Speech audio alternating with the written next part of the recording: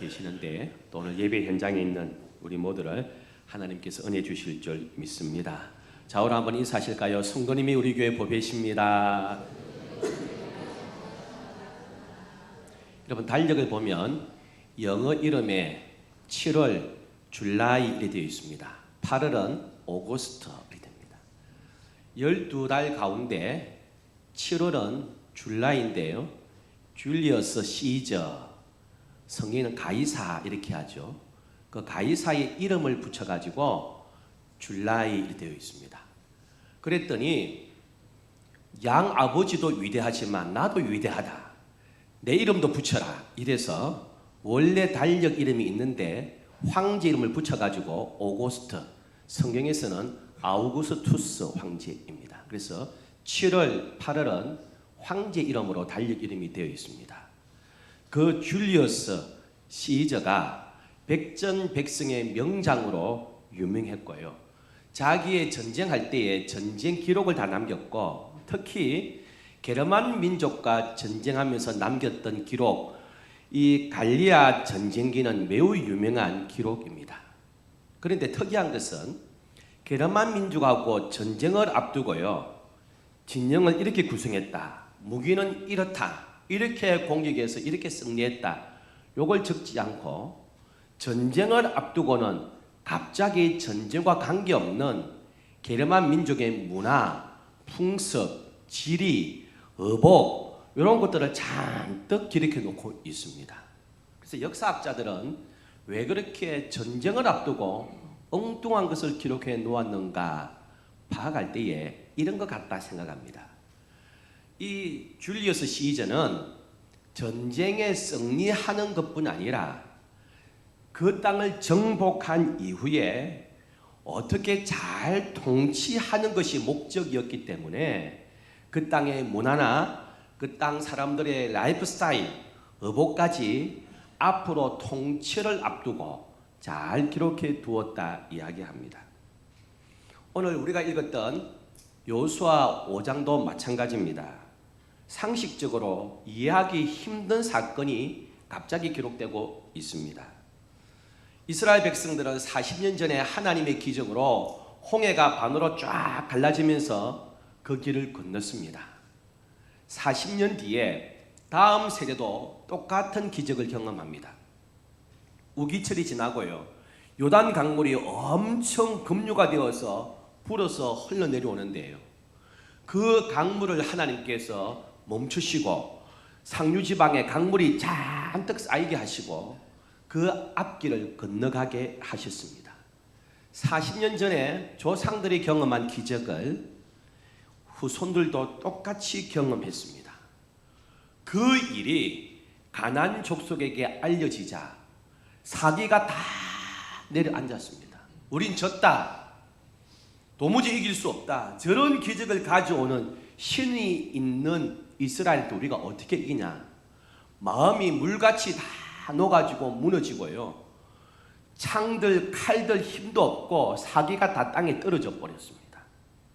지금이 기회입니다. 지금 전륜을 가다듬어서 공격하면 여리고성을 쉽게 점령할 수 있습니다. 1분 1초가 아까운 때입니다. 이스라엘 백성은 사기가 충전되고요, 여리고 백성들은 전부 다 마음이 다 녹아지고 정신이 혼미해졌고 싸울 힘이 없습니다. 가면 쉽게 이깁니다.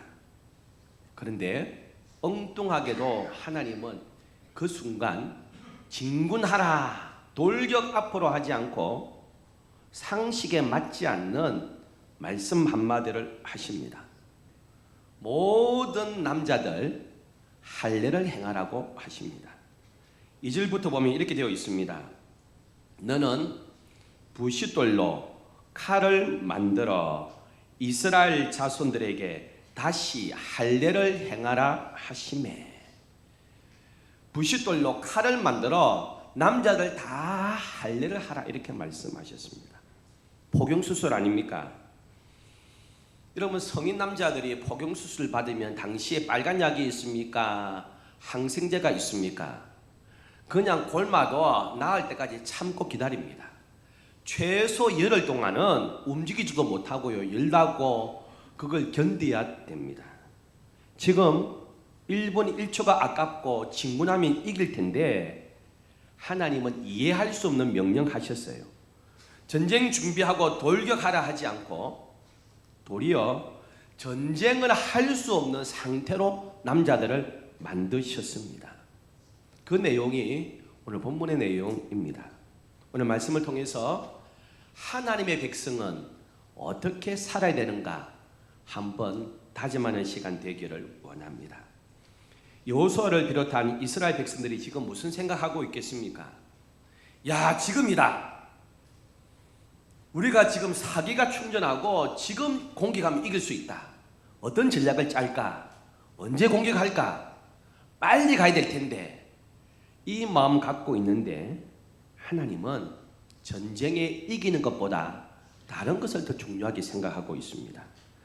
오늘날 당장 급한 불을 끄기보다 더 중요한 것이 있다고 말씀하세요. 여러분 3,400년 전에 있었던 일인데 지금 우리의 상황과 사실 다르지 않습니다. 여러분.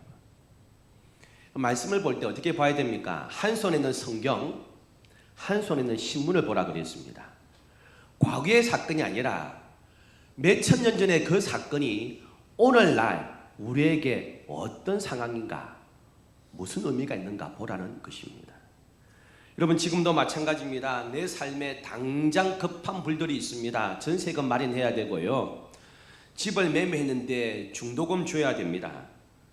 우리 수험생들은 중간고사 잘 쳐야 되고요. 수능고사 잘 봐야 됩니다. 시험 기간에 성적 잘 나와야 되기 때문에 주일 하루 빠질 마음도 같습니다. 여러분. 직장에서 승진해야 되고요.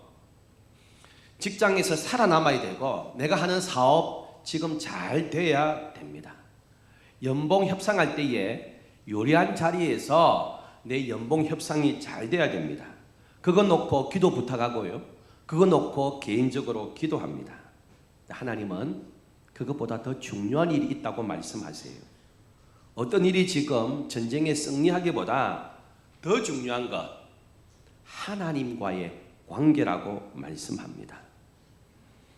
하나님과의 관계 잃어버리면 다른 일이 다 잘 풀린다 해도 그거 아무 소용이 없습니다. 세상 사람들은 돈을 잃으면 조금 잃었다. 명예 잃으면 많이 잃었다. 건강 잃으면 전부 잃었다 이야기합니다. 이런 거 거짓말입니다. 믿음을 잃어버리면 다 잃어버린 겁니다. 욥을 보세요. 재산 다 잃었습니다. 명예 다 잃었습니다. 자식도 잃어버렸습니다. 건강도 잃어버렸습니다. 망한 사람입니까? 실패한 사람입니까? 하나님을 향한 믿음 잃지 않았습니다.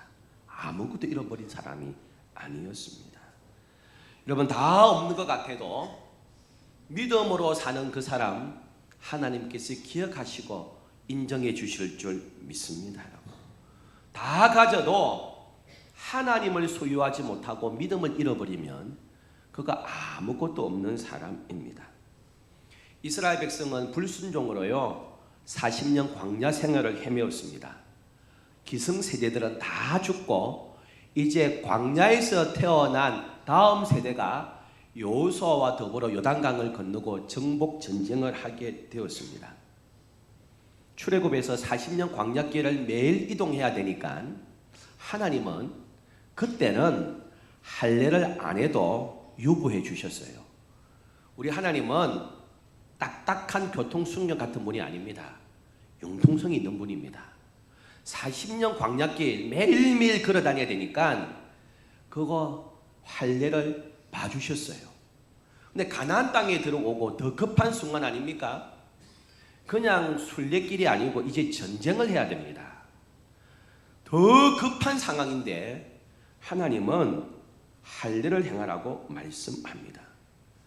여러분 지금 전쟁을 앞두고 군인들이 전부 할례를 행하면요 이거 죽음입니다. 그 소식이 적군에 알려지면 군대 이끌고 오면 꼼짝도 못하고 죽습니다. 그래서 8절은 이렇게 기록합니다.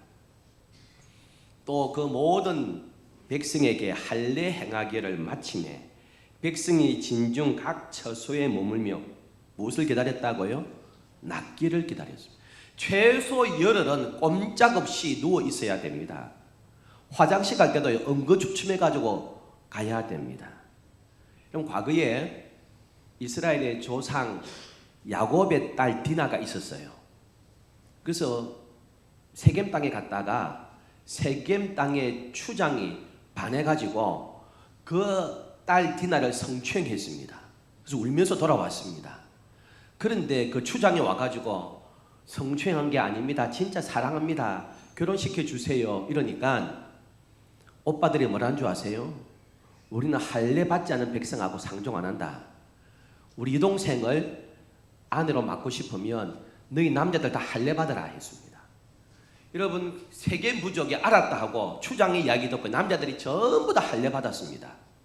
끙끙 앓고 있는데 시몬 레위가 두 사람이 갑니다. 아마 종들도 따라갔겠죠. 그 종들 몇 명 데리고 갔는데요. 부족 남자들을 전부 다 죽여버립니다. 왜? 꼼짝도 못하니까요. 이런 상황입니다. 여리고 군대가 그 소식 듣고 쳐들어오면 이스라엘은 전멸합니다. 여러분. 게다가 가나안 백성들은 거대한 거인들 아닙니까? 고대 중동에서 가장 강력한 군대입니다. 숫자와 무기를 봐도요 이스라엘을 압도합니다. 그런 상황에 남자들이 꼼짝도 못하고 누워있으면 이거 죽음이나 마찬가지 아닙니까? 근데 하나님은 전쟁을 앞둔 백성에게 할례 받아라 이렇게 말씀하세요. 무슨 뜻입니까? 처음부터 전쟁은 너희 힘으로 하는 게 아니야. 말씀하는 겁니다. 너희 힘으로 가나안 땅에서 살래? 나의 은혜로 살래? 너희 실력과 너희들의 몸부림으로 가나안 땅에서 살래? 믿음으로 살래? 결정하라는 것입니다. 하나님의 백성으로 살려고 하는 사람들은 하늘 백성이라면 어떻게 살아야 될지를 결정하라고 하는 것입니다. 하나님 말씀을 따라 살 것이냐? 내 방식대로 살 것이냐? 하나님의 은혜와 말씀 따라 살 것이냐? 내 노력, 내 힘으로 살 것이냐를 결정하라고 하십니다. 여호와 이레 되시는 하나님 방식대로 살 것이냐? 내 열심대로 앞서가는 사람 다리를 걸어서라도 내가 열심히 최선을 다해서 앞질러 가겠다. 내 인생의 주인은 내가 왕이다. 그렇게 살 거냐? 하나님을 왕으로 모시고 살 거냐? 결정하라는 것입니다. 사랑하는 성도 여러분, 우리 누구를 왕으로 모시고 삽니까? 우리 예수 그리스도가 우리 인생의 왕이신 줄 믿습니다. 여러분 우리 조선시대만 해도요 반역죄는 가장 무서운 죄입니다. 반역죄에 걸리면 삼족을 멸했습니다. 여러분 삼족이 뭔지 아시죠? 부계, 모계, 처가 완전히 죽여버립니다. 친가와 외가와 처가를 다 죽이는 것이 반역죄입니다. 왕을 반역해 처가까지 다 죽입니다. 삼족을 멸합니다. 여러분 조선시대의 왕도 왕권에 도전해 삼족을 멸합니다. 여러분 하물며 만왕의 왕이신 하나님을 붙들지 아니하고 다른 것을 왕 삼고 내 방법, 내 인생을 왕으로 삼고 살면 어떻게 되겠습니까? 가나안 땅에서 하나님은 말씀합니다. 광야길은 내가 매일 만나 주었다. 반석에서 물나게 했다. 백사장에서 물나게 했다. 구름기둥 불기둥으로 내가 늘 인도했다. 은혜로 살았지만 가나안 땅에 들어가는 그 순간부터 그때는 그때고요. 지금부터는 농사짓고 우리가 열심으로 살아야 되는 겁니다. 하나님, 우리 인생은 내 것입니다. 내 방식대로 내가 최선을 다해서 살겠습니다. 그렇게 살 것이냐? 가나안 땅에서도 믿음을 따라 살 것이냐? 하나님을 왕 삼고 살 것이냐? 결정하라고 말씀하고 있습니다. 가나안 땅은요 하나님의 은혜로 살아야 됩니다. 젖과 꿀이 흐르는 땅이지만 우기와 건기가 분명합니다. 하나님께서 이슬과 비를 내려주지 아니하시면 그 땅은 못 삽니다, 여러분. 여러분, 지금까지 이스라엘 백성들이 요단강을 건너고 저 옆 가나안 백성들이 다 기가 죽었던 이유가 무엇입니까? 1절에 이렇게 기록하고 있습니다. 요단 서쪽의 아모리 사람의 모든 왕들과 해변의 가나안 사람의 모든 왕들이 여호와께서 요단물을 이스라엘 자손들 앞에서 말리시고 우리를 건너게 하셨음을 듣고 마음이 녹았고 이스라엘 자손들 때문에 정신을 잃었더라. 이스라엘 백성의 군대가 강해서가 아닙니다.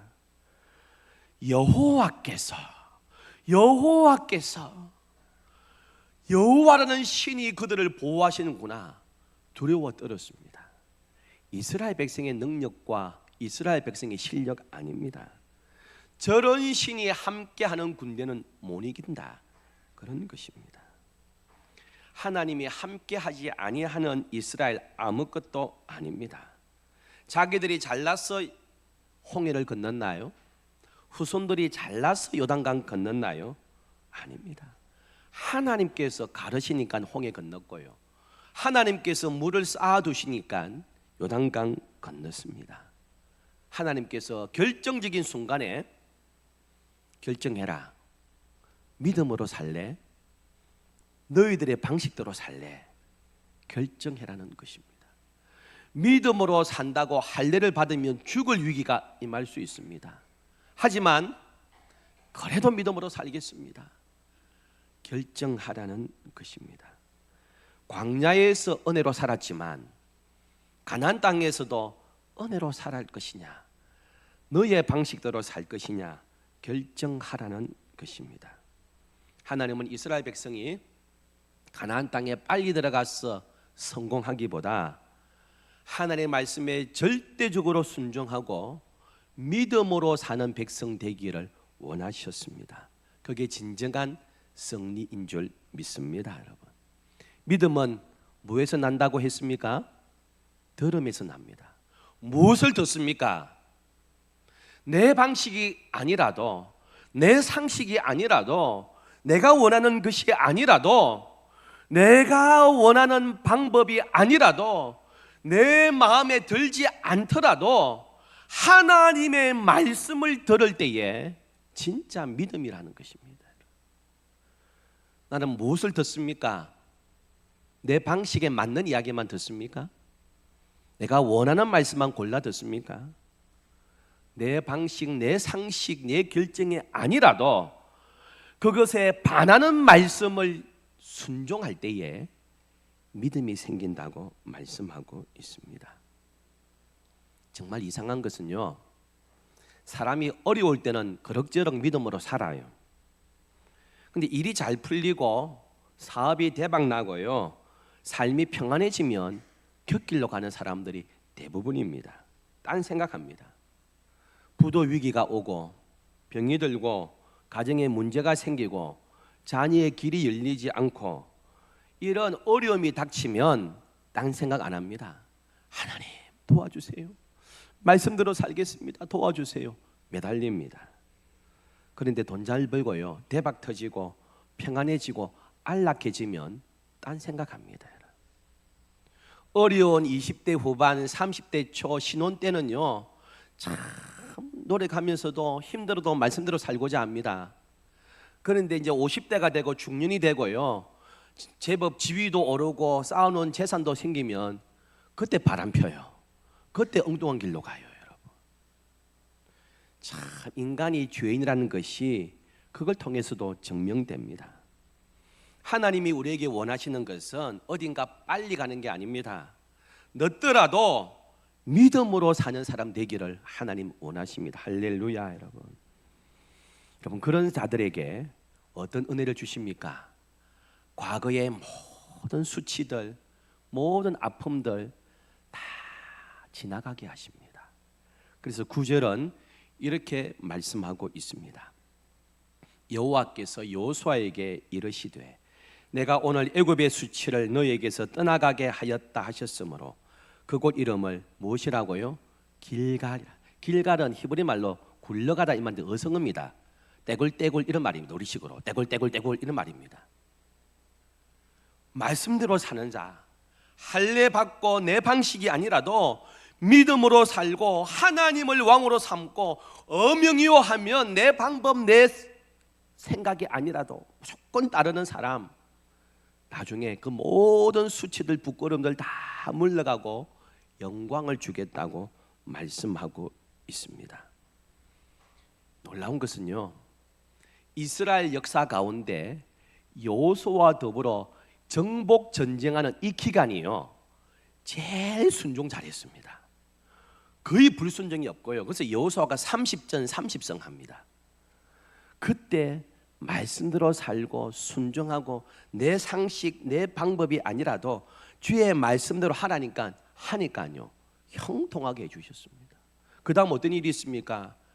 여리고성 공격해야 되는데 대포 쏘아라 이런 말 없고요, 창 던지라 말하지 않고 하루에 한 바퀴씩 말없이 돌아. 내 상식하고 다르잖아요. 그대로 순종했더니요 기가 막힌 승리하고 있습니다. 여러분, 하나님께서 우리에게 오늘도 이 봄날에 말씀합니다. 너의 상식대로 살래? 너의 힘으로 살래?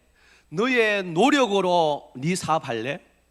너의 노력으로 자식을 양육할래? 아니면 믿음으로 살래? 내 상식 내 방법하고 달라도 은혜로 살래? 결정해라 말씀하고 있습니다. 신약에서 이것을 가장 잘 이해한 사람이 사도 바울입니다.